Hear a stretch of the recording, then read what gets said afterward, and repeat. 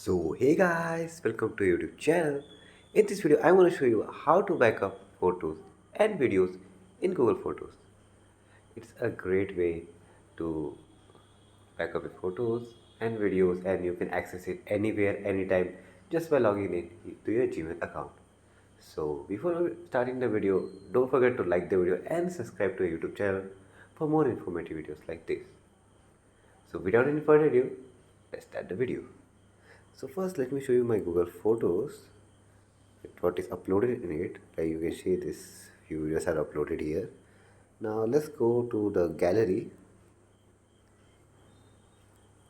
and let's see this picture and click on the share button. After clicking on the share button, find for photos, upload to photos. So let's find it, and here it is, photos, upload to photos. Click photos, upload to photos. Here you can see your Gmail account will appear. If you want to change, just simply click on it and you can choose in which Gmail account you want to upload a video.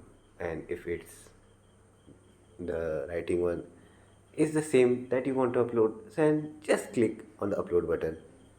There you go.